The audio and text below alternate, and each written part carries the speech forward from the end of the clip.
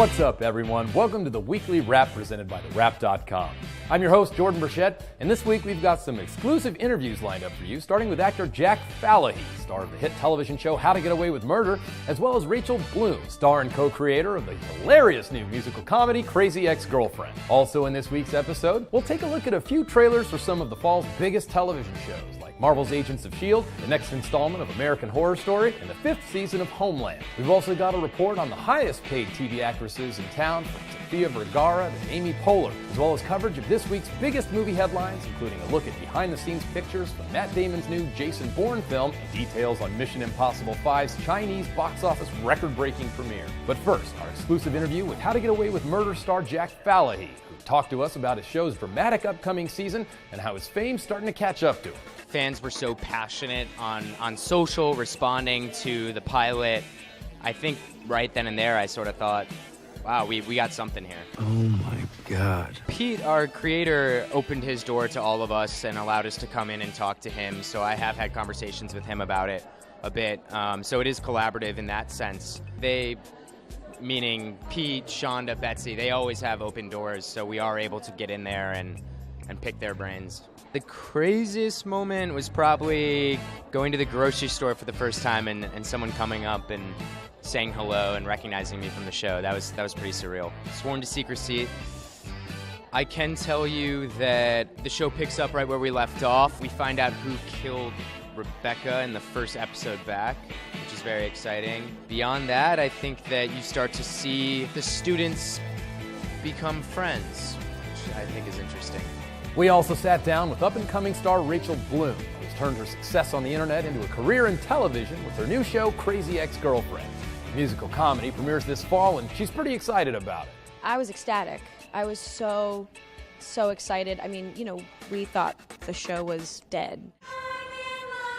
And then when I heard that someone wanted to revive it and kind of change it in a great way, it gives us more time to explore all the characters and really live in the space. We're trying to take this title, Crazy Ex-Girlfriend, and go underneath it and think, well, first of all, how does someone become a crazy ex? I never knew that two people could be so connected.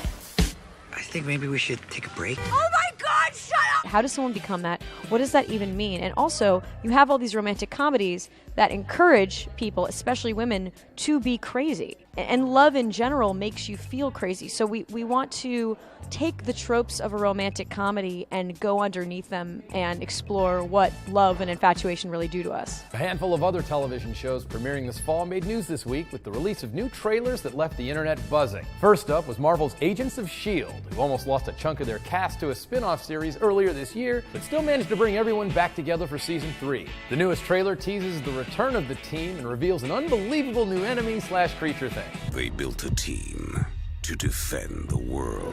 What is happening to me? Against the very ones they fight to save. We call ourselves Inhumans. But now face a threat. I'm not scared of you. You should be. That is beyond belief.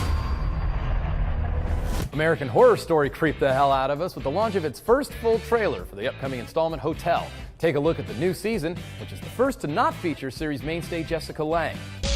Hurry me, hurry me, hurry me, hurry me, hurry me, hurry me, hurry me, hurry me, hurry me, hurry me, hurry me. Do what you want, don't dirty me. Hurry me, hurry me, hurry me, hurry me, hurry me, hurry me, hurry me, hurry me, hurry me. Do what you want, don't dirty me.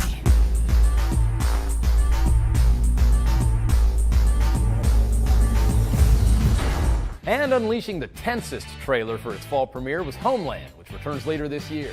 The show's 5th season's been referred to as its ISIS season, with several real-world subjects being featured in the plot, including Russian President Vladimir Putin, Edward Snowden, and of course the extremist group ISIS. 2 minutes to prepare yourself for paradise.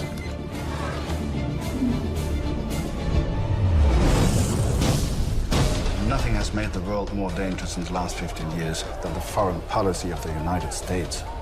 All that suffering and nothing changes.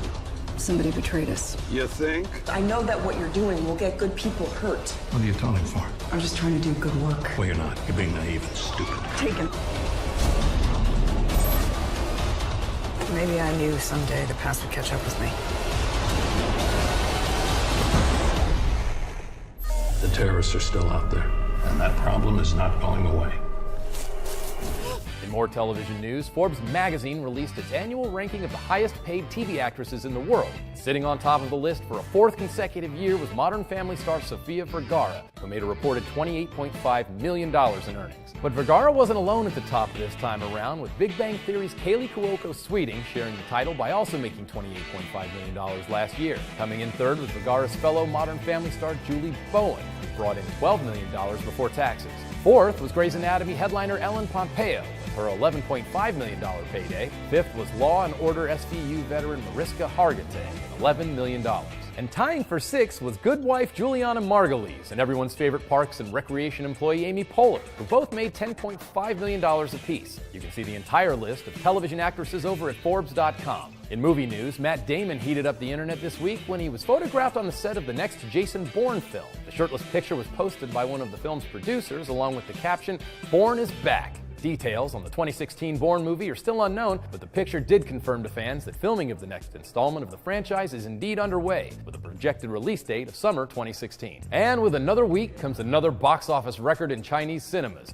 This week saw international blockbuster Mission Impossible Rogue Nation roll into theaters, and it didn't disappoint. The film made $18.5 million during its Tuesday opening, marking the largest opening day for a non-3D Hollywood film in Chinese box office history. And it also ranks as the fifth largest Chinese opening of all time. The film's megastar Tom Cruise even sat down with one of the world's wealthiest men, Alibaba founder Jack Ma, who explained just how jealous he was of Tom's good looks. How can a man be that handsome?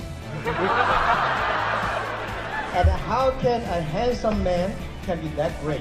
Because I'm considered as the most ugly and unique looking person in China. So that is why when I look at a handsome man, I always have a jealous. But I never jealous of him. He's so great. Congratulations for all the wonderful movies you've got. Thank you. Thank you. That does it for the Weekly Wrap. Remember, you can stay up to date on all of Hollywood's latest entertainment news over at TheWrap.com. I'm Jordan Burchett. See you next week.